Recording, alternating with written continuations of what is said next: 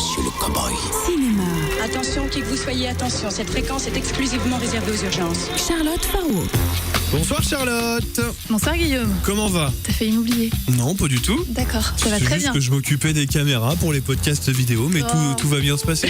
Et oui, mais même si tu ne te rends pas compte, je pense à toi. Il est 18h15 et comme toutes les semaines, on retrouve Charlotte Farraud pour faire un point sur les sorties ciné de la semaine. On commence par le nouveau film des producteurs de Drive, le bien nommé Night Call. Branché sur les fréquences radio de la police, Lou parcourt Los Angeles la nuit à la recherche d'images chocs qu'il vend à prix d'or aux chaînes de télévision locales. La course au spectaculaire n'aura donc aucune limite. De la bande-annonce à l'affiche sublime d'ailleurs, difficile de ne pas faire le lien avec le film sponsor officiel de Cure-Dent Drive. Ses néons, ses courses-poursuites de cylindrés dans la nuit, sa bande-son électro-mémorable et son acteur charismatique en tête d'affiche valide effectivement l'argument.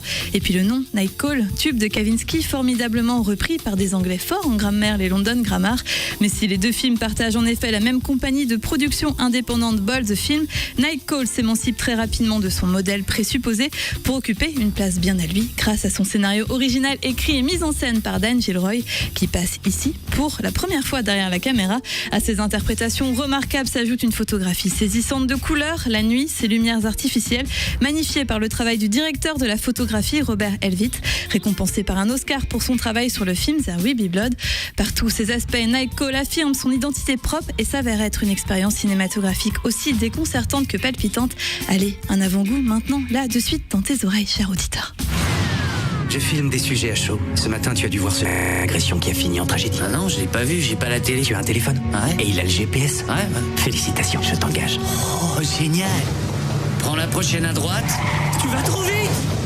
On est arrivé avant les flics. Je ne te demanderai jamais de faire quoi que ce soit que je ne ferai pas moi-même. Bonjour, j'ai quelque chose qui va vous intéresser. Vous êtes doué. Rappelez-moi quand vous aurez d'autres images. Des images de ce genre? Mon JT, c'est une femme qui court en hurlant au milieu de la rue, la gorge tranchée. On va se reparler dans pas longtemps. Faut appeler les flics. On les appellera, mais en temps utile. Je suis l'inspecteur Frontéry, je crois que vous cachez des informations. Je crois que ce serait contraire à la déontologie de ma profession. Ce serait un meurtre. Je veux ce que vous m'avez promis. Je veux des images qui clouent les gens devant leur écran. Police, je vous écoute. Night Call est un film corrosif qui réussit quasiment tout ce qu'il entreprend.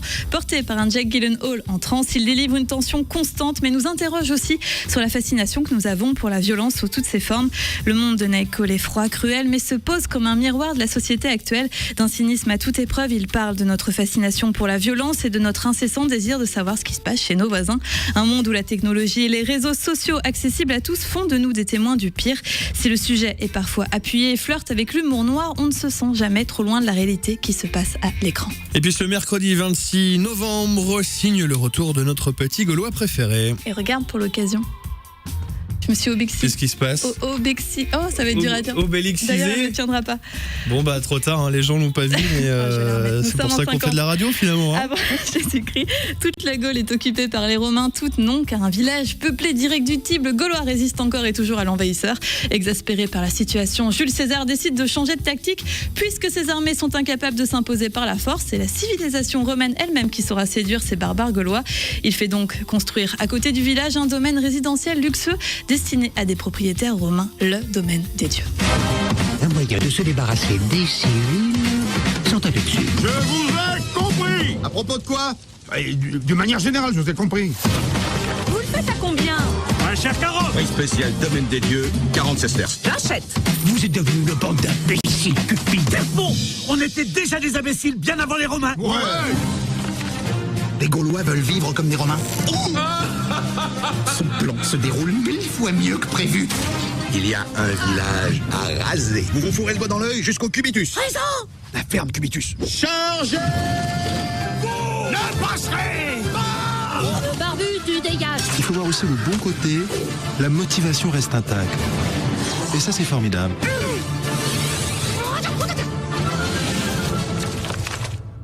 Alors moi je suis vilain, je vais... Pas de la même limonade là. Je crois que je viens de... La meilleure réplique de tout le film, je viens de la gâcher, mais je disais juste que là, peut-être, je vais jamais voir les films que tu nous invites à voir, Charlotte, je suis méchant. Mais peut-être que celui-là, je vais aller le voir parce qu'il a l'air très très drôle. Bah, du coup, j'irai plus. Parce que... On va pas aller le voir ensemble. Ah oui, non, c'est vrai. Bah tant pis. Et j'irai avec nos amis gaulois. Mais justement, ces amis gaulois résisteront-ils à l'appât du gain et au confort romain? Leur village deviendra-t-il une simple attraction touristique? Astérix et Obélix vont tout faire pour contrecarrer les plans de César. Astérix, le domaine des dieux de Louis Clichy, Alexandre Astier est un film d'animation à voir en 3D ou en 2D et est sans doute le meilleur consacré aux petits gaulois depuis celui d'Alain Chabat, Mission Cléopâtre, paru en 2002. On y retrouve imagination, drôlerie, anachronisme et tendresse des personnages de Uderzo et Goscinny. Côté voix, un casting Luxus et Inventix avec l'immense Roger Carrel, mais aussi Elise Moon, Florence Foresti, Laurent Lafitte et Alain Chabat. L'animation, la vraie, rien de mieux au domaine des dieux et pas de caprice. Tour d'horizon des autres sorties en salle ce mercredi. Autre film en salle, The Search, 3 ans après The Artist. C'est un changement radical de genre. Oubliez la comédie, oubliez le glamour. Le cinéaste Michel Hazanavicius nous plonge au cœur de la seconde guerre de Tchétchénie en 1999 avec le destin croisé de 3 personnages, un petit orphelin réfugié, une chargée mission pour l'Union européenne interprétée par Bérénice Bejo et un jeune soldat russe transformé en machine à tuer. Chacun évidemment sortira de cet enfer transformé. Hazanavicius signe une fresque impressionnante sur la violence et l'amour. La guerre ne reste cependant qu'un prétexte de fond de toile pour ce film. Autre film à l'affiche, Suzanne Clément, une des actrices du récent film Mommy, retrouve Julie Depardieu et Johann Der Stiege sur une plage de Berck. Jean-Jacques Zilberman met en scène l'histoire de sa propre mère, une rescapée d'Auschwitz qui, après la guerre, avec 2 amis revenus de l'horreur, avait pris l'habitude de se retrouver tous les étés sur cette plage du Pas-de-Calais. L'idée, ne jamais parler de camp, toujours regarder devant. À la vie, c'est le titre de ce film. Autre film, autre femme, Katia Elkovics, elle se tient droit. Tiens-toi droite est une ode aux identités féminines et à tous leurs paradoxes. Ni moralisateur ni culpabilisant, son film féministe et engagé est libérateur et décomplexant. Tiens-toi droite raconte la vie de Louise, Sam et Lily, 3 femmes qui ne se connaissent pas, mais dont la volonté farouche d'évolution va les faire se rencontrer, se rejoindre, se juxtaposer avec le trio d'actrices Marina Foïs, Noémie Elwoski et Laura Smet. Enfin, détour par un thriller irlandais avec le drame Calvary. John Michael McDonagh réalise un cocktail intense montrant l'Irlande et ses habitants secoués par les erreurs et crimes passés d'une église pourtant pillée de leur culture, du très très lourd. La bonne nouvelle ciné de la semaine. Les fans français ont désormais une date à marquer d'une croix blanche dans leur agenda. Le film Les Chevaliers du Zodiaque, la légende du sanctuaire va sortir sur les écrans français le 25 février 2015.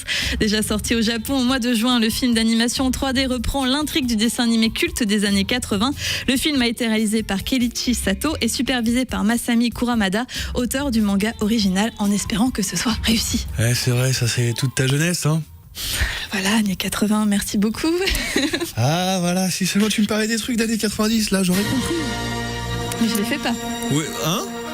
Les années 80. Oui, allez, on change de sujet. Retour sur le festival Cinéma Musique de la Baule qui s'est clôturé dimanche dernier. And the winner is, après 3 jours intenses en projection et en rencontre avec le public, le jury du premier festival de cinéma et musique de films de la Baule a rendu son verdict. Le président Jean Becker et ses 4 jurés, Alain Chamfort, Zoé Félix, Natacha Régnier et Marco Prince, ont décerné 3 prix. Le musicien et cinéaste Abdel Malik a reçu l'Ibis d'or pour son film Kala bénisse la France. La réalisatrice Mia Hansen-Love, elle, a remporté l'Ibis de la meilleure musique de film pour le film Eden dont on parlait la semaine passée. Et l'Ibis du public a été remporté, lui, par Lola Bessis et Ruben Amar pour leur premier long métrage Swim Little Fish Swim. Le festival a rendu également hommage au réalisateur Claude Lelouch et au compositeur Francis Lay. L'Orchestre Philharmonique de Prague, lui, qu'on entend actuellement, a ému en reprenant les plus grandes musiques de films lors d'un concert unique. Cette première édition se termine en beauté. Les festivaliers ont notamment eu la chance de découvrir en avant-première le long métrage de Jean-Paul Rouve, Les Souvenirs, dans lequel il dirige Annie Cordy, Michel Blanc, mais également Chantal Lobby. Rien que ça. Enfin, pour clore l'événement, le festival a rendu hommage au film de Christophe Baratier, Les Choristes, à l'occasion des 10 ans de cet incroyable succès français, monsieur. Une très belle première pour ce nouveau festival, car oui, que serait l'image sans la bande-son qui le sublime. Tu savais, moi, que j'ai joué dans Les Choristes ? C'est vrai? Non, c'est pas vrai. Et on poursuit avec notre festival nantais, celui-ci. Oh, oui, bah oui, celui-ci, c'est lequel? Oui, Arnaque. Non, mais tu es un escroc de... On le savait tous, on le voilà, savait. exactement. On le savait tous. 7 jours, 90 films. Le Festival des 3 continents revient, et ça, ce n'est pas de l'arnaque, du 25 novembre au 2 décembre. La Colombie, le Printemps arabe et le Mélodrames ont les honneurs cette année. On a vu beaucoup de films, trop académiques ou trop conceptuels. Les films sélectionnés cette année sont les plus aboutis, s'est exprimé Jérôme Baron, directeur artistique et délégué général du festival, et Charlotte Garçon, programmatrice, elle, de la sélection officielle. Ils ont tous deux regardé 726 films pour n'en garder que 17. 10 inédits en France sont en lice pour la Montgolfière d'Or.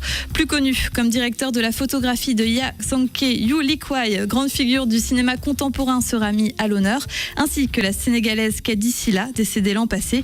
Figure unique du cinéma africain, elle explorait par le biais de sa schizophrénie la réalité en se moquant et renversant les tabous.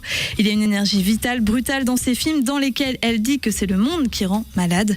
À noter que les apéros radiophoniques se tiendront du mercredi aujourd'hui 26 au dimanche 30 novembre de 18h à 19h. Les radios associatives locales vous invitent à venir les voir à l'espace Cosmopolis en direct. Vous y retrouverez notamment Prune, Jet FM, Sun bien évidemment et Alternante. Une émission spéciale palmarès aura lieu le 1er décembre en direct de la Cité des Congrès cette fois-ci. Et plus d'informations sur le site www.continent.com. Et puis on se quitte avec la citation du jour. Carte à puce. Oui. Carte à puce est une professionnelle. C'est la reine du camouflage. Exécution. Quand je regarde comme ça, on me voit. Si je regarde comme ça, on me voit plus. On me voit, on me voit plus. On me voit, on me voit plus. On me voit plus, on me voit. Super. On me voit plus. On me voit plus, on me voit. On me voit, on me voit plus. On me voit un peu, on me voit plus. On me voit. Un film qui reste mythique quand même. Un film culte datant de 2 minutes. Qu'est-ce qui t'arrive ? Fallait que je finisse comme ça, Astérix et Mission Cléopâtre. Voilà, pour rendre hommage à la sortie du nouvel Astérix. Ça, tu vois, ça par contre, c'est ma jeunesse. Tu vois, oui, celui-là, ouais. À l'époque, j'avais 8 ans. Hein. J'aurais dit 2. Ça nous... À la semaine prochaine.